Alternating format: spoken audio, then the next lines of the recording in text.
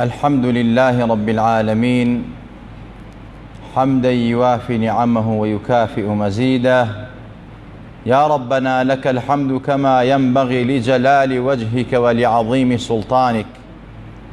اللهم فصل وسلم وزد وبارك على سيدنا وقائدنا وعظيمنا محمد وعلى آله وأصحابه وأتباعه وأولياء أمته أجمعين إلى يوم الدين. ئازیزان و خۆشەویستان، سەلامی خوای گەورەتان لەسەر بێ و جەژنی قوربانی پڕ قوربانیتان پیرۆز بێ و خوای گەورە بە خێر و خۆشی بێنێ بەسەرمانە. ئەمڕۆ کە یەکەم ڕۆژی جەژنی قوربانە و بەیانیش دوو بەیانی و سێ بەیانیش کە ئەیام و تەشریقن هەر بە جەژنی قوربان ئەژمار کراوە و دانراوە. پێغەمبەری خوا فەرمێ صلی الله عليه وسلم: عيد الأضحى وأيام التشريق أيام الأكل والشرب. ڕۆژانی جەژنی قوربان ڕۆژانی خواردن و خواردنەوەیە، ڕۆژانی سرور و خۆشی و شادیە. دا لەم ڕۆژانە خوای تەبارەک وتەعالا فەرمێ زۆر زکر و یادی من بکەن. واذكروا الله في أيام معدودات. زۆر یادی خوا بکەن. ئەیامی معدودات ئەمڕۆ یەکەم ڕۆژێتی، ڕۆژە دیاریکراوەکان، بەیانی و دوو بەیانی و سێ بەیانی هەر ئەیامی معدوداتە کە لە قورئانە ئاماژەی پێکراوە. جا خۆشەویستان، بۆیە پێغەمبەرە فەرمێ صلی الله عليه وسلم گەورەترین خێر و چاکەیەک لەم ڕۆژانە بکرێ، بەڕاستی لە زکریش گەورەتر بێ، قوربانیکردنە، خوێن ڕشتنە و حەیوان سەربڕینە.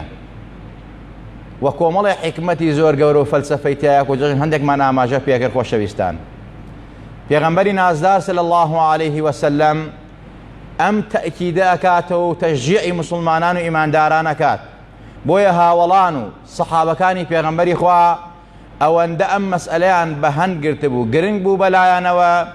پیاوێکی وەکو حەزەتی بیلالی حەبەشی ئەفەرمێت ئەگەر هیچ حەیوانێکم نەبێ لە ماڵا بیکەم بە قوربانی، ئەوە ئامادەم کەڵەشێرێک بکڕم و سەری و بڕم، کە دەسەڵاتی کەڵەشێرێکم بەیتر کە تەیر و تویر بۆ قوربانی دروست نییە. چوار جۆر حەیوان قوربانی تایە: مەڕە و بزنە و مانگایە و وشترە. ئیتر هەتا لە حەیوانی کێویشا دروست نییە. ئەوجا بێ عەیبێ بە شەرت و مەرجی خۆی لە کات و ساتی خۆیە و لە مەوعیدی خۆیە. جا حەزەتی بیلال ئەفەرمێت: لا ئوبالی ئین ضەحەیت بدیکین. بەڕاستی پێم مشکیلە نییە کاتێکەوە دەسەڵاتم نەبێ لە جەژنا کەڵەشێرێ بگرم و سەری بڕم بڵێم ئەتێکم بە قوربانی، لە خۆشەویستی فەرمایشتەکەی پێغەمبەری خوا صلی الله عليه وسلم. یعنی ئەمە وانە کە دروست بێ کەڵەشێر، بەڵام ئەو سەحابە ئەفەرمێ پێغەمبەری خوا ئەوەندە تەئکیدی لەسەر حەیوان سەربڕین و خوێن ڕەشتن کردەوە کە دەفعی بەڵا و مصیبەتی پێ ئەبێ و ئینسان لای خوا بەرزە بێتەوە، هیچم نەبێ کەڵەشێرین کردو بە قوربانی، دامە بە فەقیر و هەژاران. جا بۆیە لە کتێبی قصص التابعین والصالحین باسی کابرایەکمان بۆکە، کابرایەکی مسلمانی ملتەزیمی ئیمانداری بە ئەمەک فەقیر و هەژار بووە، بەڵام لەگەڵ فەقیرەکەی خۆیان دڵی دەوڵەمەند بووە، دڵی زۆر دەوڵەمەند بووە. هەموو ساڵێ قوربانی کردووە. ساڵێکیان کەوا کاتی قوربانیە و جەژنی قوربانە و حەز لە قوربانی دانەکە و قوربانی بکە، هیچی نییە تەنها لە ماڵا کەڵەشێرێک نەبێت. ساڵان هەرچۆن بێ بە هەزار فەلاکەت و ماندوون حەیوانێکی ئەکڕی و حەیوانێکی دانا، بەڵام ئەمساڵ نەیتوانی. بۆیە کەڵەشێرێکیان بوو لە ماڵا زۆر خۆشەویست. بە خێزانی وت تازە ناچارین ئەمساڵ با هەر بێ سەربڕینی حەیوان و خوێن ڕشتن نەبین، بەخوا کەڵەشێرەکە سەربڕین تازە نائیلانجیە. با بڕۆ نوێی جەژنکەمەوە بگەڕێمەوە، بە ئیزنی خوا سەرێ بڕین. ئەیکەینە قوربانی و ئەیدەین بە هەژاران بەشی ماڵێک دوو ماڵی لێ ئەدەین، ئیتر خۆ کەڵەشێرە هیچ نییە. بەڵام کابرا ئەوەندە حەزی کردووە کە لەو ڕۆژە ئەگەر خۆی هەرچی کردوێ قوربانی بکات. دراوسەیەکیان ئەبێ دەوڵەمەنە گوێی لەم گفتوگۆ ئەبێ، کاتێکەوە ئەزانێ ئەم پیاوە ملتەزیمە ئیماندارە، ئەوەنە حەزی لە قوربانیە، هەموو ساڵێک کردوێتی، ئیتر بە هەر وەزیعەک بوو بێ کردبێتی ئەم ساڵ دەسەڵاتی نەبیکە، کابرا ئەڵێ وەڵڵی مادەم ئەوەندە مولتەزیمە، مادەم ئەوەندە ئیماندارە، ئیمانی تۆکمە و بەقوەتی هەیە، ئەوەندە حەزەکە ئەو سونەتە زیندووکاتەوە، ئەڕوا سێ دانە کاوڕی بۆ کرێ و ئەدا لە دەرگان ئەڵێمە هەدیەی ئێمەیە بۆ ئێوە. ئەم لە نوێژە تەسلیمی خێزانەکە کاتێک هەیەتەوە خێزانەکەی ئەڵێ مژدە بێ خوای تەبارەک و تەعالا دەرگای خێری لێ کردینەوە، بەخوا ئێمە ویستمان کەڵەشێرەکە سەرنووی خوا سێ کاوڕی بۆ ناردین بۆ ئەوەی کەوا ئەمساڵ بەبێ سەربڕینی حیوان نەبین. کابراش بە زەردەخەنە و پێکەنینەوە ئەڵێ خوای تەبارەک و تەعالا یەک بەرانی کردە فیدای حەزەتی ئیسماعیل، بەڵام کەڵەشێرەکەی ئێمە خوا سێ بەرانی کرد بە فیدای. جا خۆشەویستان ئەمە چی ئەگەێنێ؟ نێتپاکی لە کار و کردەوە لە عەمەلە. ئینسان مەهما کان کەم دەست بێ و فەقیر بێ و هەژار بێ بەڕاستی با هەوڵدا قوربانی بکە، ناڵم قەرزکە چون قەرز لەو شتا دروست نییە. جا نێتی ئەم کەسە چونکە مسلمانێکی مولتەزیم و ئیماندار بوو بەڕاستی خوای تەبارەک نێتەکەی هێناوە دی نێت المەرئی خەیڕ من عەمەلیه. خۆمە لە حەدیثا واریدە زۆر جارێ نێتی ئینسان باشتر لە کردەوەکەیشی. کابرا جارەوە کردەوەکە تووشی ڕیا بێت، تووشی سومعا بێ، حەزەکە خۆی پێ بناوێن، بەڵام کەسێکی وا هەیە لە نێتیا هەیە مزگەوتێ دروستکە قوربانی کات دەسەڵاتی نەخوا و نێتەی بۆ نووسیوە، بەڵام خەڵکێکیە کردوێتی بەڵام تووشی ڕیا و سومعە بووە، تووشی شوهرەت بووە، بۆ خوا نەبووە، ئەمە خوا لێ قبوڵ نەکردووە. کەواتە نێتپاکی لە کار و کردەوە زۆر دەورە بێت. ئینسان کە نێتی پاک بێ خوا کار ئاسانی بۆکە. دووەم خۆشەویستان بەڕاستی ئیثار و خۆنەویستی کاتێکەوە دەوڵەمەندێک سەرمایەدارێک فەقیرێکە بینێ هەژارێکە بینێ حەزی لە کار و خێری چاکەیە بەڵام دۆتێ دەسەڵاتی نەبێ، حەزەکە قوربانی بکات دەسەڵاتی نییە، تۆی دەوڵەمەند تۆی سەرمایەدار خوا نیعمەتێکی پێداوی خۆ تۆشەوە خێرەتەگا. ئاوا مەسەلێکم کابرا دەوڵەمەندە کە دراوسەی کابرا بوو سێ دانە حیوانی پێدا وتی با ئەمیش لەم خێرا بەشدار بێ، با ئەمیش تۆزێ مەسەلەی حەزکا خێر و چاکە بکە. یعنی ئیسار و خۆنەویستی لەلایەن دەوڵەمەندەکانەوە بەرامبەر فەقیرەکان زۆر پێویستە. سەحابەی پێغەمبەری خوا وا بوون سەڵات و سەلامیان لەسەر بێ. سێم وانە و دەرس کە لەو چیرۆکە وەرەگیرێ دراوسەیەتی. دراوسەیەتی پێغەمبەری خوا ئەوەندە گەورەیە حەزەتی جبریل لا یەزال وەسیەتی بۆ من ئەکرد، تەوسیەی بۆ من ئەکرد، گومانم برد دراوسێ لە دراوسێ میراتە بە. دراوسەیەتی ئەجری دراوسەیەتی زۆر گرانە، بۆیە پێغەمبەرە فەرمێ صلی الله علیه وسلم ئەبێ دراوسێ حەقیان بەسەر دراوسێوە هەیە. دراوسێ هەیە سێ حەق، دراوسێ هەیە دوو حەق، دراوسێ هەیە حەقێکی لەسەرتە. ئەوەی سێ حەقی لەسەرتە بەڕاستی حەقی مسلمان بوون. ئەگەر خزم بێ حەقی خزمەتی، ئەگەر مەسەلە حەقی دراوسێتەوە هەرسێکان هەیە دوو حەقی لەسەرتە، حەقی مسلمان بوون و حەقی دراوسەیەتی.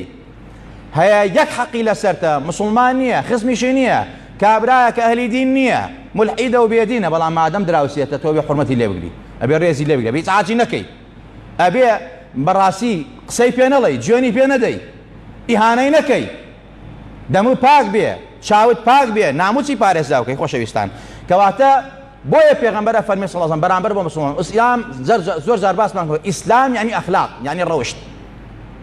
ئیسلام یعنی ڕەوشت و ئەخلاق، بەرزی، دەمپاکی و داوێنپاکی و دەستپاکی، عزت و نەسرەتی خۆت و مسلمانە بووە. لا يؤمن أحدكم حتى يحب لأخيه ما يحب لنفسه. إيمان تمام نابي قسم بعزة وجلال إخوة حتى أوي بو نفسي خود بيت خوشب أبي بو براكشت بيت خوش بيه، بو دراوسكت بيت خوش بيه. يعني تو شون بيت خوش قرباني كي خير كي بيشت خوش بيه دراوسكشت بيكا، رفيقشت بيكا، مسلمانك بيكا. شون بيت خوش خود بعزة بي بيت خوش مسلمانك دراوسيشت براكيشت خزمكيشت بعزة بيه. چۆن پێت خۆشە بەڕاستی ناموست پارێزراوە عیزەت پارێزراو بێ، ئەبێ پێت خۆشێ بۆ برای مسلمانیشێ.